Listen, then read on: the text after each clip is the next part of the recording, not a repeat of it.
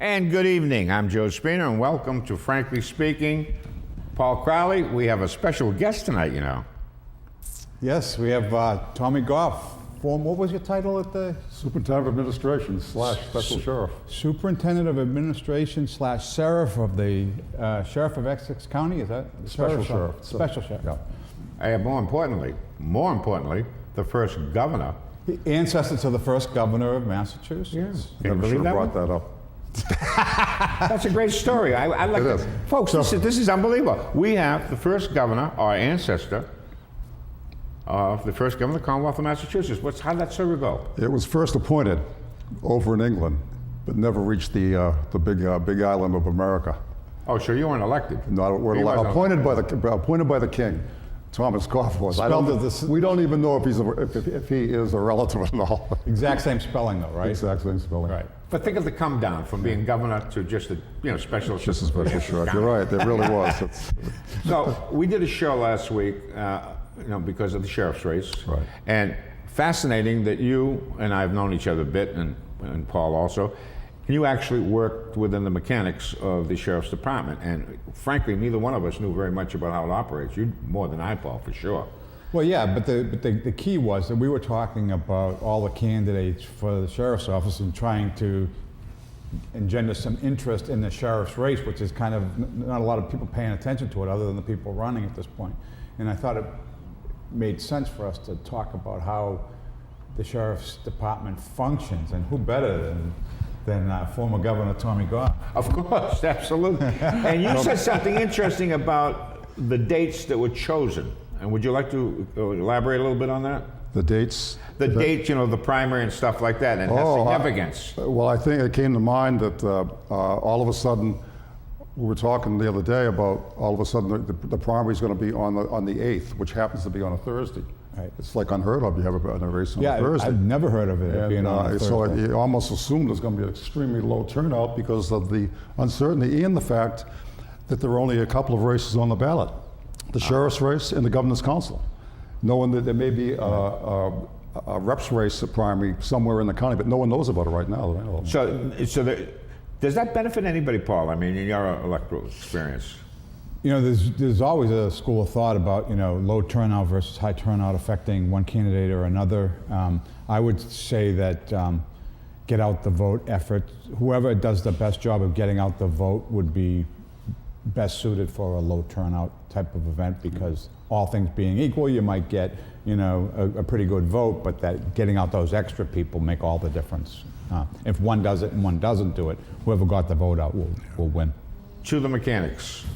Someone gets arrested for doing a crime. You do the crime, and you do county time, right? Correct. You're the county time guy. You apprehend, or folks are sent to you, or how does it work? What happens, Joe, is the individual on the street is arrested by a local police or the state police or a federal officer. They, in turn, are arraigned. They come to us, they say they're in the jail. We house them while they're going through the court time, whether they meet bail, they're released and come back for their trial. If they don't meet bail, we hold on to them until the trial time. And then if they are so sentenced at that point, they are sentenced either to us if they are serving a sentence up to 2.5 years. If it exceeds that, they're gone onto the state's facility, a Walpole or a Susan Baranowski or things of that nature. And what about dangerous criminals, that more than just dangerous to themselves, and I think of your residents at your facility would be those that are mostly drug related. They're kind of problems to society, but really more of an annoyance than a threat, right? And that's kind of, so when the threats come through your doors, they don't stick around there, do they? When an individual comes through the door, and what they do, first of all, they go through a classification process. They identify everything that's going on with this person in his background, what he has done, the crime he's there for. They check his family background, they check his associates. If he's a gang-related problem, what they do is they make sure that he's not involved or not housed in the same unit as another gang member or whatever thing that they identify all the concerns. And what they do, if it's real serious, he'll be sentenced by himself in a cell for a while. and people be talked to and so forth. But he's in isolation. That's what happens. If it's very serious. Right. So you can't say he's too dangerous for our facility. And You come into the jail and one bed is identical to the rest of them. Yeah. I mean, there's nothing different there except for isolation when you get in the clinic. But most of the time, as long as you go through the classification process, and that group of people at the jail do a very, very good job of that. So there's never been a problem for us. so, and you were saying to us before we started the show that the vast majority of your incarcerated folks are there because of drug and alcohol related incidents. I would right? say that the rate, I've been retired now for almost 7 years, and back at that time, almost 90% of the people incarcerated were there because of drug or alcohol related problems. Right. So that's exactly what, you're absolutely right, Paul. And then, so the other 10 or so percent, what are they there for? Is it for, not paying child It support? could be that. It could be that. I've had cases like that where the Register of Probate would call and say, "What's shipping this person up?" And I said, "They're in with the rest of the people. That's how it is." Yep. But there are cases like that. Exactly right. Yeah. Tell me how alcohol and drug-related problems, how that affects crime. I mean, a person can be addicted to either or and not be criminal. Right. Is that accurate? What So you're saying is people who are selling the drugs or because of alcohol get into a DUI and maim somebody? Is that what we're talking about? We're talking about an individual, just say for example, alcohol. Husband goes out, gets drunk, comes home, has an argument with his wife, all of a sudden, bang, she picks up the phone, domestic violence. Exactly. He's in jail. Drugs, the same thing. Or they go out and they rob a house. They're on drugs. They need money for drugs. They rob a house. That's what it means. They drug. On the heroin epidemic, I would think that there's a large instance where the heroin addicted person is stealing any way they can, breaking into cars, shoplifting, breaking into houses, anything and everything that they can do in that regard. Except that heroin is extremely inexpensive. It's one of the problems today.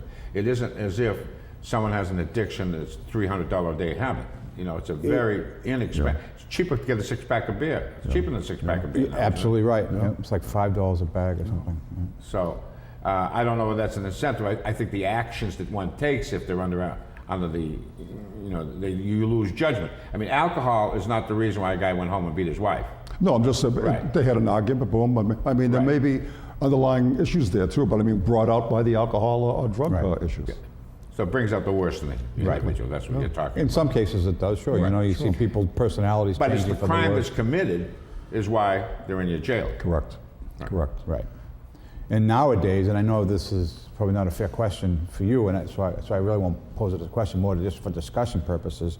Today, there's a lot of effort around taking the heroin addicted person, and instead of arresting them and incarcerating them and making them sit in the cell and essentially be punished for their crimes, if you will, there's an effort to shift them to more treatment type of programs, right? Where you got these programs up in Gloucester, where if you turn yourself in, they'll put you in a treatment program. I know that the sheriff's office has facilities around where they actually, you're locked up, but it's more focused on the treatment and the prevention and that type of stuff. That goes on now, right? It's been going on for a long time, Paul. This is like a new step in addressing the problem. What happens in the past is people come into the facility and they'd be sentenced, and they have been identified for drug or alcohol related problem. We've always had programs. If I could jump back just a little bit, when I came into the sheriff's department, I started working back in 1974. I was working as a county planner, and what we did at that time, we had a training school up in Lawrence, and John Barrett was the superintendent up there, and it was just at the point where they were going to close the training school. Following year, and they did close the training school, Bob Cale came in, new sheriff. Now Bob Cale turned around, we got a grant, which I happened to be fortunate enough to work a little bit on the grant to open up the training school into what we call now the Correctional Alternative Center, or they called it the Farm. Now the Farm is a minimum security facility. Terry Marks was the first superintendent up there. And what they did, very similar to what you're talking about, Paul, this is where it all started. Because back in the days of old with the Lawrence and Salem jail, there really wasn't a lot of programming going on, very, very limited. When we got the farm, we would take the people from Middleton who had problems like this, we would move them up to the farms. Back on when I say Middleton, it wasn't even Middleton at that point, it was still the Lawrence or Salem jail. And through classification, we identify the people we may have a chance of helping out. We would ship them up to the farm. Superintendent Marks at that time would turn around, he'd have people coming in, doing the programs to help them out during the day. They'd be fully identified of what their problems are. They'd monitor them, they'd mentor them for a long period of time. And before they go home, they would put them on a work release program. He would put them out individually. They'd work during the day. Our officers would go out there, drop them off, pick them up. They'd come back at night. What they would do, they would take the money they made. They wouldn't make a lot. If they had the child support cases, they would pay, issues, they would pay the child support out of the money they made. They would end up making some money and going home. But what had happened? That was the baby steps we took to reach the point we are now, where the Gloucester people are very, very successful. And from that point, when we opened up the Middleton facility, Sheriff Reardon at that time established what they call the SATCO program, which is a drug and alcohol problem. We turned around, we hired a private concern to come in and monitor that program, so we did the right thing. And I'm trying to think of his name right now, it'll come to me. But anyway, that's why I'm retired, I get these names. But he turned this to Dr. Valley, Steve Valley, he actually worked here in Lynn and had an office down here in the Commons.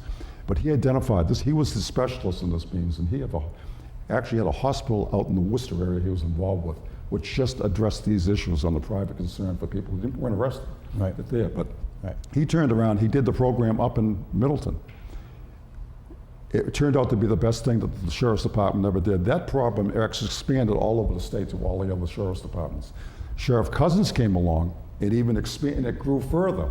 He expanded it out and did different things like that. But under Sheriff Cousins, both of us worked together and we opened up a couple of different things. First, we opened up a halfway house from the jail to the farm of the CAC. They would do their work up the CAC, and from there, Terry Marks would identify which people would qualify to go to these halfway houses, which we actually opened up one down on Andrew Street in Lynn.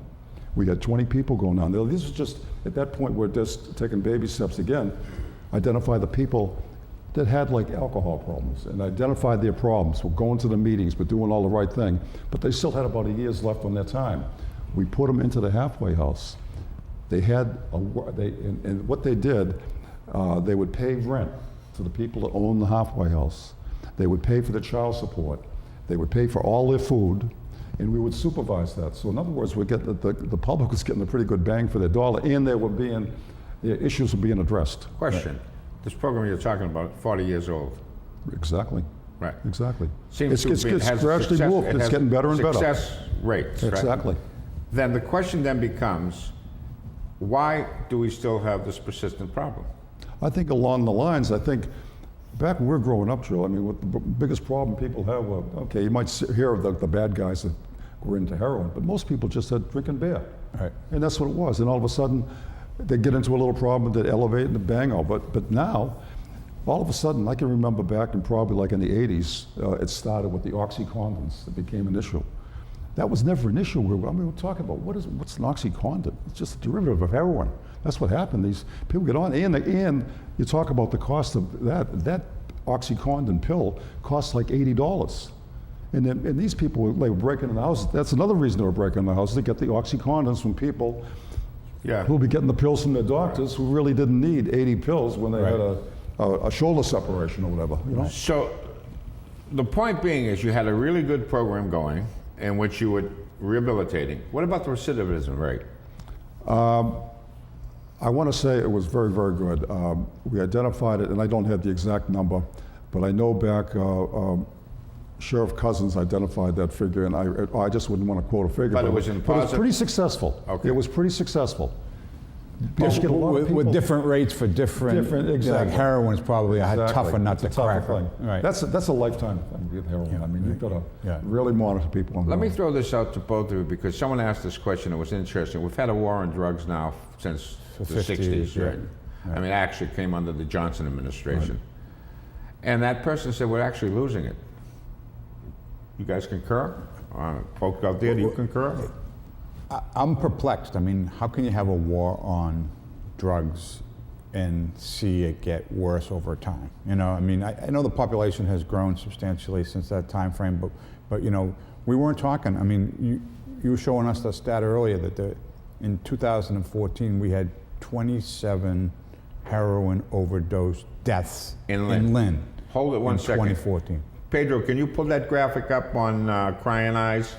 You're talking about the opiate epidemic that we have, Paul. Right. Keep going with it because it's really good. I just want to get that graphic up. So, I mean, if you had 27 heroin overdose deaths in Lynn in 2014, is that consistent with what it was like back in 1965 when they announced the war? I don't think so. I don't think it was like that. I think it's gotten progressively worse, which tells me that this notion of a war on drugs is nothing more than a politician's, declaration which makes them look good in the news. But unless they follow up and do the kinds of things that need to be done, and it's all the great work that's being done at the sheriff's office is dealing with the people who get trapped in that stuff, as opposed to what are you doing to prevent it? How are you keeping the drugs from entering the country in the first place? I mean, heroin isn't grown in this country. I mean, the poppy seed, it's from Afghanistan. Yeah. So, and Turkey, yeah. And so, I mean, it's coming here somehow, and talks about, we can't have, a wall. Why not? Why can't we keep the drugs out too, along with the illegal immigration stuff? But you also, and you, Tommy, before we went on, you picked up something, and I wanted you to expand on that. It is true that Lynn has the highest fatality in Essex County, but Gloucester had 2. And you looked at that and you were musing about that because you were talking about programs that were instituted up there that you thought may have been contributing factors to this terrific decrease in Gloucester's situation, and maybe apply those principles here in Lynn. Well, absolutely, and I don't know. I know that a lot of people are paying attention to what the chief of police in Gloucester has been doing, and it's been getting national attention. I understand that recently the chief of police was at the White House and so forth. And there's a lot going. So yeah. People are embracing it, and also, which is a very good thing, that the governor and so Governor Baker and EOHHS Secretary Mary Lou Sutters have really made it a major focus of the administration to try to do the things that, making policy changes. You talked about, doctors giving 80 pills to a guy who only needs 5, or, slowing that stuff down. That's one piece of it. The other piece of it is being more sympathetic to the plight of the individual who is addicted, and not, being completely, you are an enemy of the community, where we're going to just lock you up and not worry about it. It's you have to do that, obviously, but you also have to, kind of offer them opportunities to address their problem on their own, help them out, and that kind of thing. And that's the important thing. But you said, Tom, that when you were there, probably Gloucester provided you with more clients than anybody. At one period, back in the 50s and 60s, exactly, it really was. You think, things coming in over the water.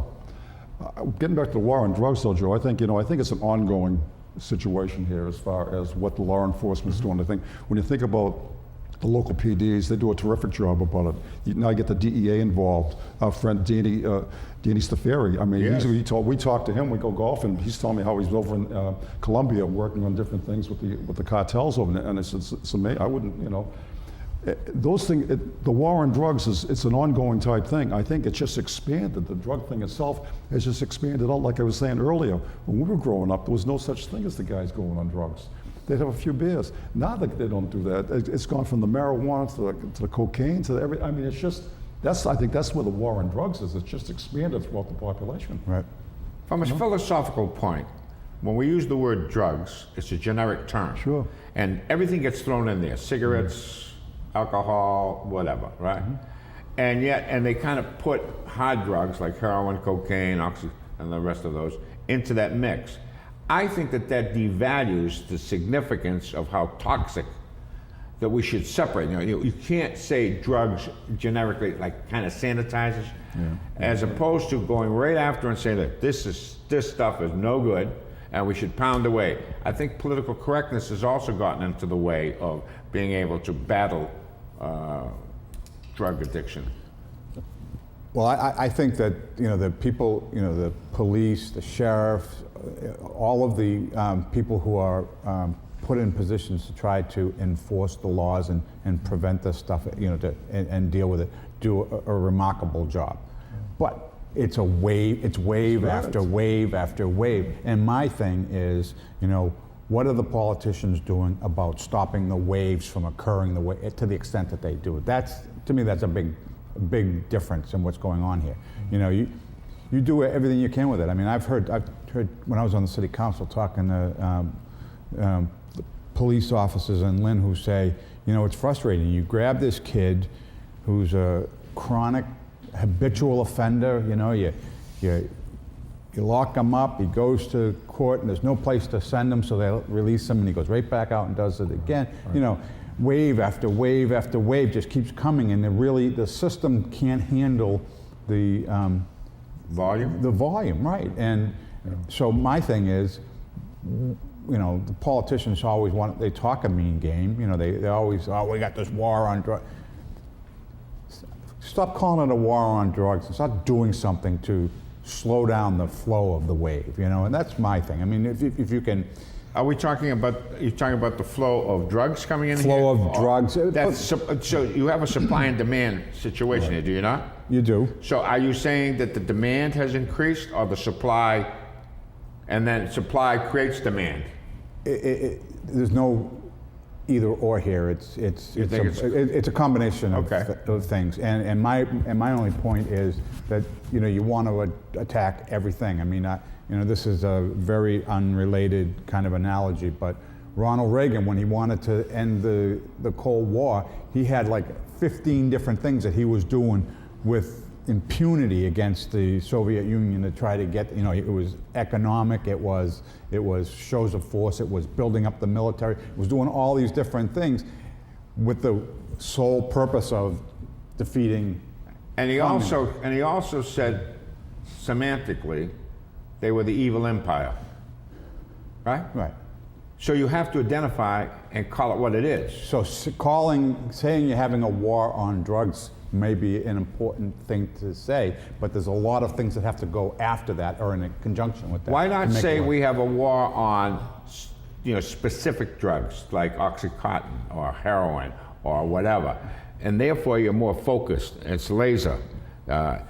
I don't know. I mean, I wish the folks out here, I don't know if they have any comments about it or any experience with it and could comment, because we do get them, and we'll read about them later. Well, it's really important to note that I don't think that there's anybody that can say that they don't know of somebody who has been impacted by the heroin epidemic, Not just in the deaths, I mean, because, while the deaths are very tragic, there's one situation after another where somebody who has a heroin problem is impacting everybody in their family, neighbors, it affects everybody.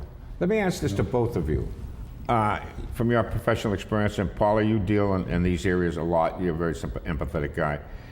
How is the social services impacting law enforcement? Social services, psychologists, drug counselors, etc. Do they trump them? I mean, the police go out there and they try to, arrest folks that are doing the wrong thing drugs-wise, and then the social services come in and start making excuses for them in some instances. Well, that happened? Is that accurate? That's inaccurate? probably a little bit unfair to the social No, workers. I'm not saying it in a negative way. I'm talking about empathy. Well, maybe the empathy is a little misplaced. Well, that's all. one thing about social workers, one of their primary functions is to advocate. So they're going to speak out in support of the individual. But there's I always refer to the social compact. As a society, we need to help the people who need the help, right? Yeah. But the individual that we're helping can't expect us to help them unless they're also willing to do something to help themselves. So it's a kind of a combo. Yeah, I guess what I'm saying, I'm sorry if I misstated it, and, what I was trying to get at is the police function is to try to maintain order, correct? And that's difficult. It's like saying to your kids no. The hardest thing to say to your kid is no. Now, the other side of the coin is this thing called compassion, which is a very good thing, understanding feeling. I think the balance is what I was trying to say, is the balance of the two different functions, maybe out of kilter at times. It should be brought into line a little better. I think there's currently some type of alliance going on between the police department and maybe the health center, the Lynn Community Health Center, or another group. I'm not sure which group it is. But what they do is the social worker is getting in the cruiser with the police officer, and they're kind of going to Working together. So Yeah. so that you have a little bit of the strong arm of the law, but also the compassion of society there at the same time, kind of working. We got to go to a little break. Tommy, can you hold in for another Sure, segment? certainly, Okay, sure. we're going to take a little break, and stay tuned. We'll be back.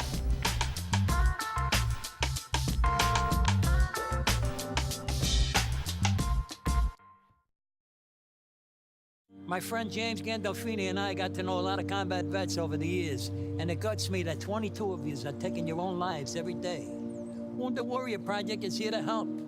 You don't have to go it alone. You hear me? You don't have to go it alone.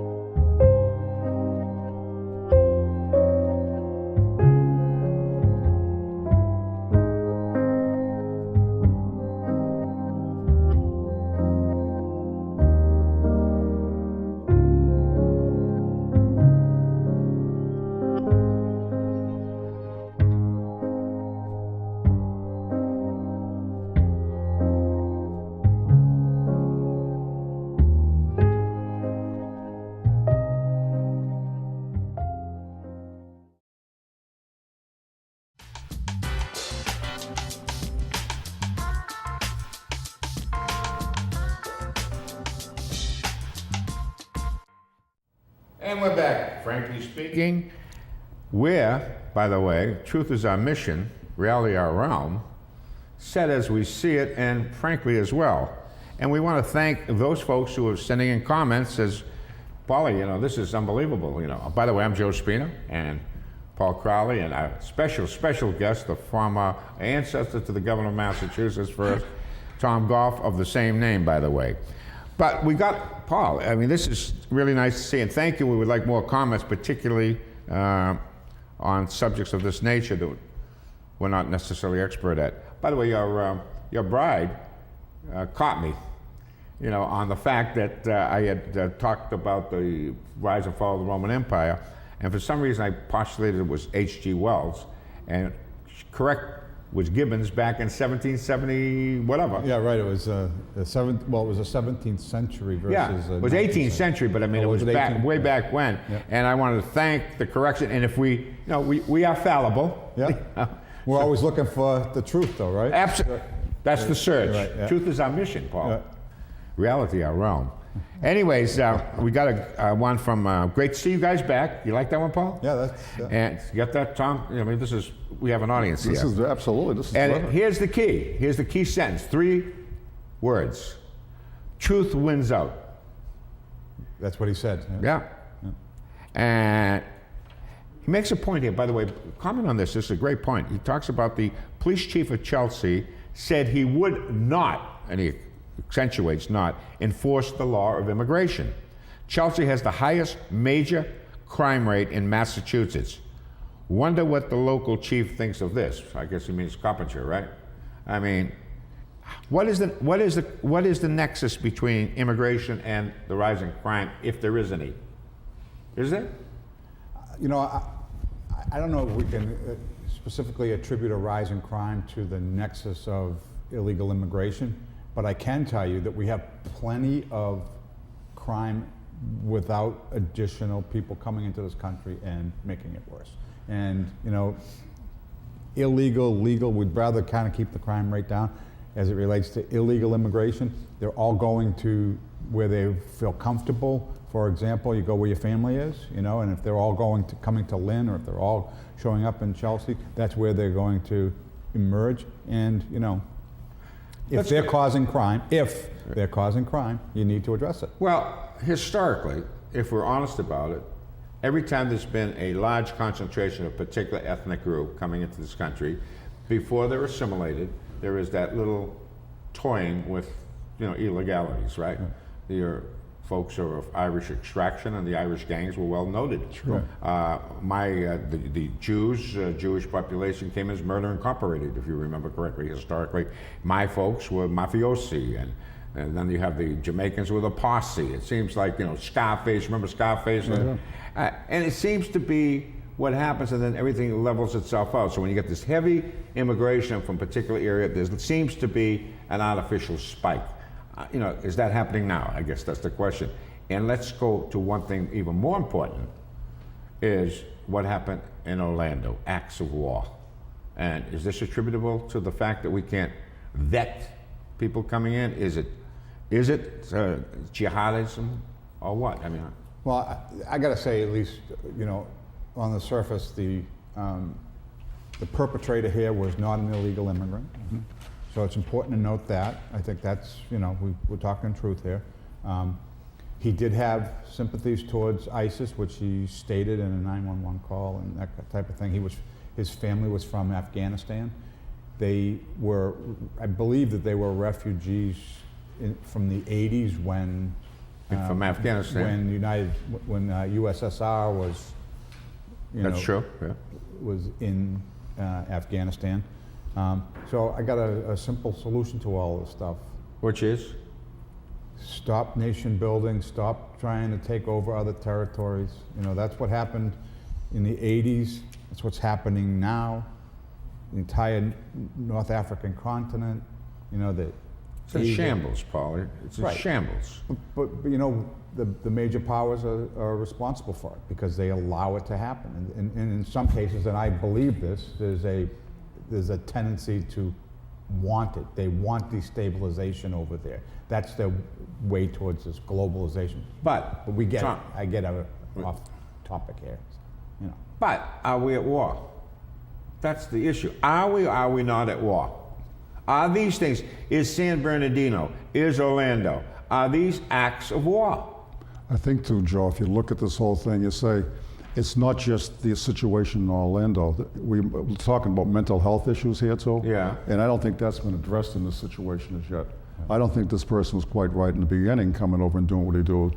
He was planning doing this thing, and there was another ulterior reason why he did it, and it wasn't anything to do about immigration or anything else. I wouldn't think. From everything you hear in different rumors, if you listen to CNN or whatever, a lot of different things going on here in this situation. It's only been 24 hours later. But any individual that straps a suicide vest around himself isn't working with a full deck to start with. Exactly. But he didn't have one. Yeah. As it turns out, he didn't have a suicide. Okay. But what I'm saying is if we attribute this to mental health, then I could say that anybody who commits a crime or kills somebody is mentally deranged, can I? So what I see here, and you know, you hear all the politicians coming out and trying to get out in front of this and make themselves look good in front of their constituents and get votes and all that kind of stuff. What I see is a breakdown in the relationship between the FBI and local enforcement.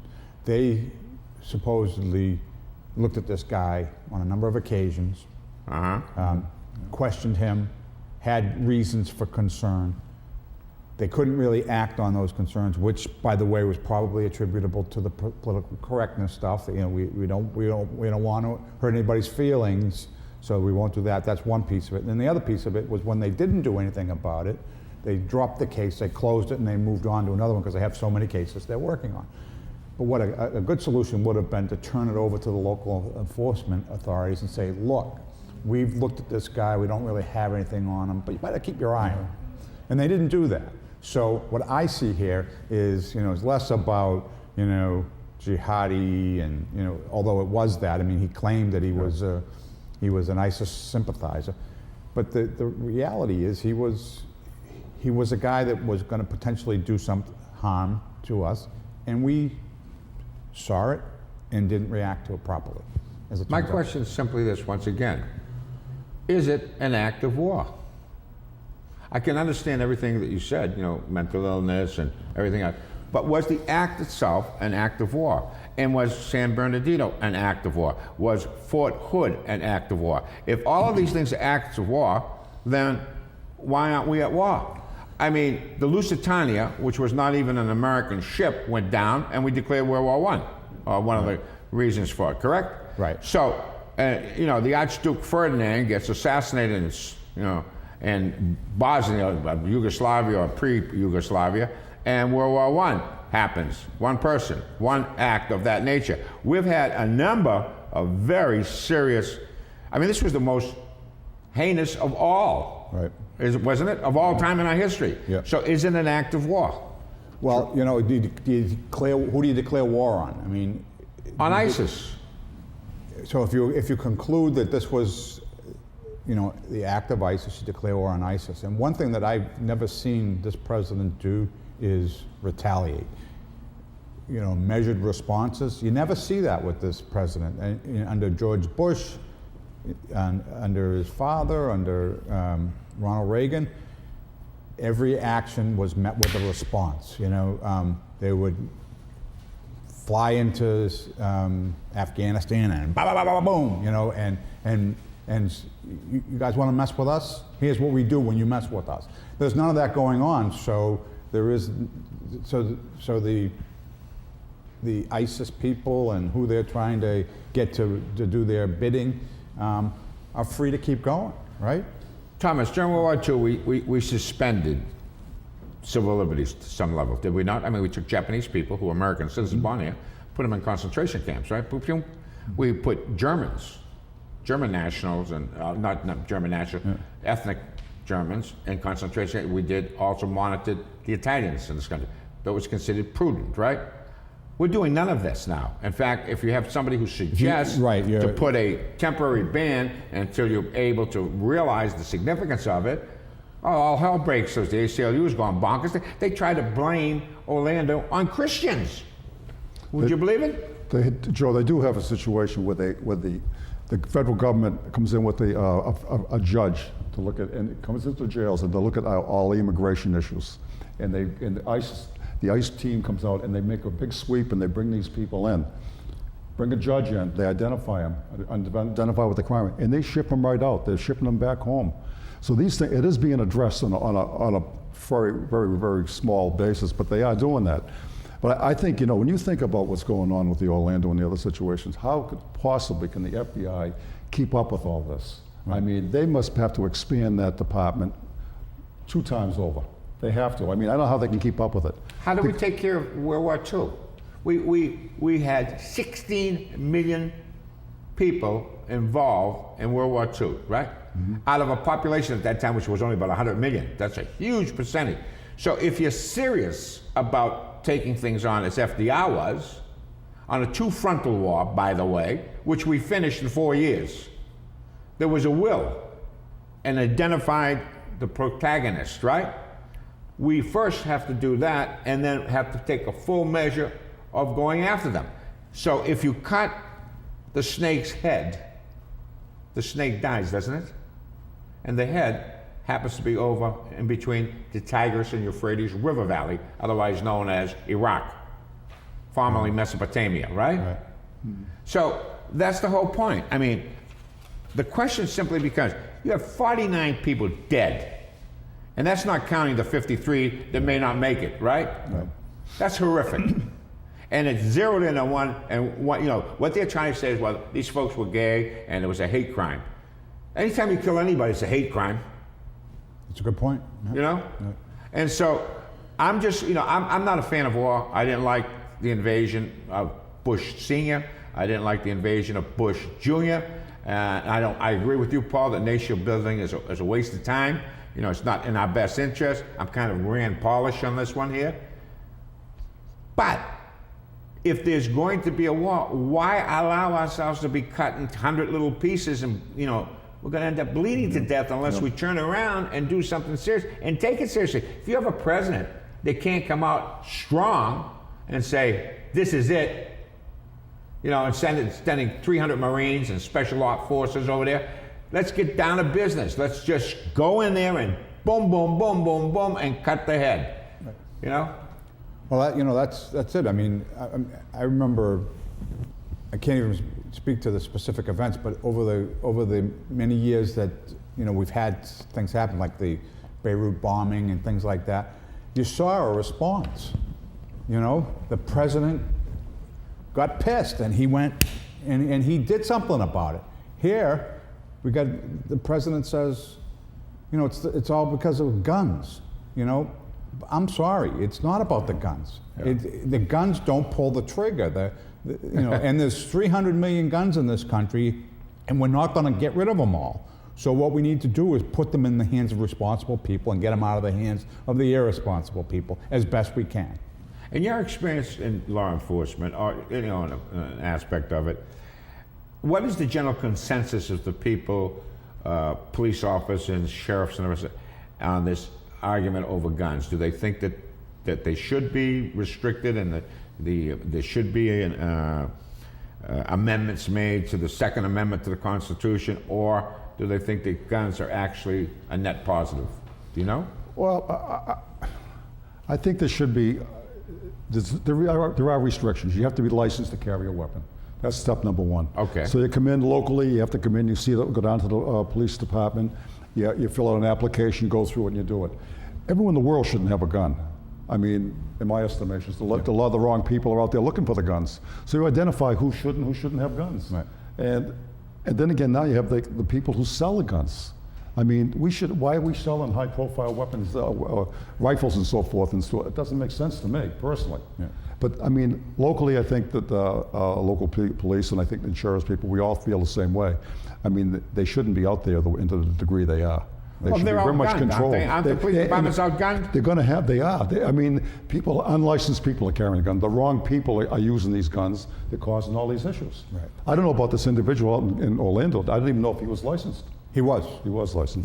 He was a security. He worked That's in right. security That's right. for a company Right. that's in the United States that's 50,000 employees. And you know what one of their I think he jobs worked is? at the golf course. I think he was at Mike Foster's golf course at Fort Lucy. That's right. Yeah. Is that That's right? exactly right, yeah. That's what Mike Another does, yeah. connection to Lynn, by the way. Yeah, You're absolutely yeah, right about yeah. that. But you know what else he did was the company he worked for is a security company. It's a worldwide security company. It has 600,000 employees. I was reading about this.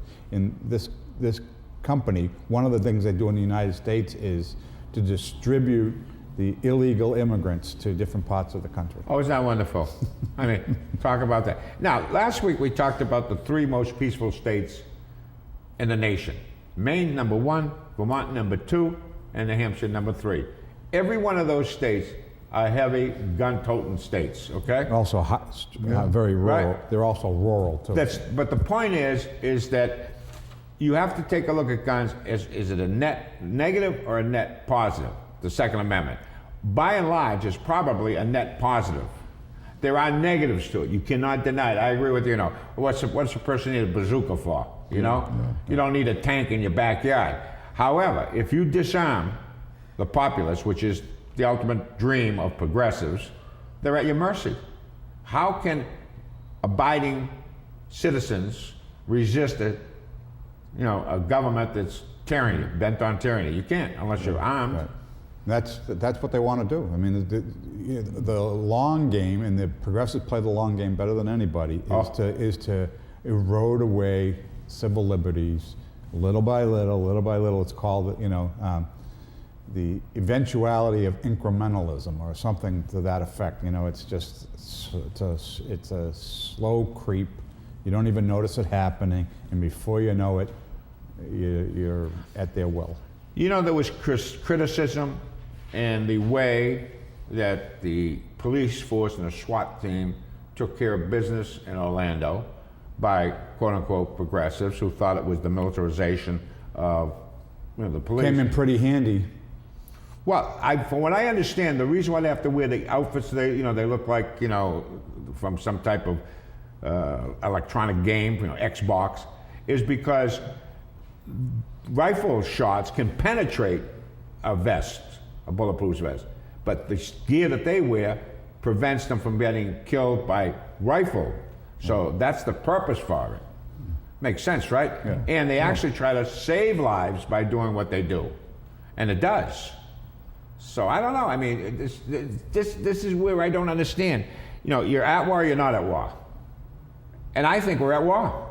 And this is not going to be. By the way, folks, Orlando is the beginning. It's not the end game. This is going to happen again and again and again and again, unless you chop it. It's that simple, I think. What do you think, Tommy? Well, I'll tell you one thing. I'd be nervous if I had a young family planning on a trip to go to Orlando after hearing this individual was scoping that out. I agree with you, Joe. I really, I don't agree with a lot of things you say a lot of times. Nobody agrees with me. But no, I do. You're right on the money on this. It's scary. It's a scary thought. We don't know where it's going, and there's too many guns out there as far as I'm concerned. But I mean, how do you control it? I mean, we're not going to be able to control it because there's so many illegal guns, and that's the problem. And that's the thing. The key is to get them away from those who shouldn't have them. And I don't think anybody would disagree with that notion. We need to get the guns out of the hands of the people that shouldn't have them. Yeah, but determining who that is. But those are platitudes too. Everybody agrees to that. That's a universal agreement. Yeah. Right. All right. When I'm saying you have a gun, I'm sure you do because you were in the sheriff's department. You were licensed, and I'm sure you still have. I don't know about you, Paul. No. I don't never have one. Don't want one. Right. Neither Okay. do In I. fact, when my brother-in-law passed away, and there was a gun, of his, I turned it into the police department. I didn't even want to look at it anymore. I'm not a fan of guns. However, there is a place for that. Just you guys are talking about drugs. Earlier we were talking about drugs. I mean, this is another war. We use this word war, so we say, oh, we have a war on drugs, which we're not doing too well at. Now we have another war going on that we won't even describe as a war, that we ought to do something about, that we absolutely know. Listen, it's a tragedy what happens when 27 kids in the city of Leno, they're usually young adults, OD'd on narcotics. I don't know what the number was for the county, but it was somewhere probably in the 70s or 80s for the entire Essex County, which is a huge number. Remember one thing, there's one guy wiped out in about an hour and a half or so, 50 people, 49 people dead as doornails, and 53 more who may not, or who are going to have terrible lives because they're all shot up. Right. And we should take note of that. And so that's more significant, more severe than these other problems we talk about. And the politicians are quick to jump on easy stuff and very slow to jump on the hard stuff, which is protect the nation first. Right. I'm afraid to go to, I went to my granddaughter's graduation, and I'm looking around and I'm saying, what an easy target this would have been. Mm-hmm. And it's going to happen. Right. Unless we do something vigilant. Do I sound like Donald Trump? Vigilant? He says that. Folks, I'm not Donald Trump. Oh. Thankfully. No, but a lot of times you hear in the progressive left will talk about, if we could just get one gun off the street and save one life, it would be worth doing, right? And I tend to agree with that notion. Who doesn't? But it has to apply to everything too. And if what we can do is prevent one crime by keeping illegals out of this country, why wouldn't we do that too, right? Oh, no, that doesn't fit the narrative. That's the problem. Oh, okay. Okay. We have raging crime. This is our last segment here. What are the causes? What are the cures? I'm saying we don't know what the causes are. We certainly don't know what the cures are. We can diagnose, we can talk about all day long, but is it part of human nature? Is it something that we cannot, evil exists? Yes or no? That's what it comes down to. And if it exists, that's why we have a sheriff's department. That's why we have a police department. That's why we have armies and navies, to curtail evil. Isn't that what it comes down to? Yeah. Sure, yeah. So first thing you do is recognize that evil exists. You can't deny it. It's not moral relativism. It's de facto. There is evil in this world, and the only way that you can... See, we defined Hitler as evil. personification of evil, correct? Yeah. I mean, I see people over there wearing black, whatever, bandanas on, chopping people's heads off, and everybody goes, to McDonald's and has another, fries. I mean, they should be horrified by what's happening. They're wiping out Christians as if they're, I mean, it's a genocide, isn't it? Yep. Do you see anybody screaming and yelling about it? It should come from the top. Hillary Clinton was Secretary of State when they're chopping people's heads off. She should be screaming and yelling. They went crazy over Bosnia, didn't they? Didn't they drop bombs all over Bosnia when they thought there was ethnic cleansing taking place there? Yep. Well, what is chopping Christians' heads off if not ethnic cleansing? Well, I think that there is enough talk about them as being evil. I mean, I hear it all the time. I mean, the quarters that I'm reading, the information that I'm getting about what's going on with ISIS it's people are saying it. I mean, the progressive left doesn't want to admit it because that means that they have to do something about it. I don't know, and they don't want to hurt the feelings of the Muslims by protecting the Christians. Seems to me. It's strange. We did a show on Ibn Khaldun, who was an Arab, a Muslim, and we talked about how significant he was, a contributor to Western civilization and the advancement of mankind, right? Yep. Okay.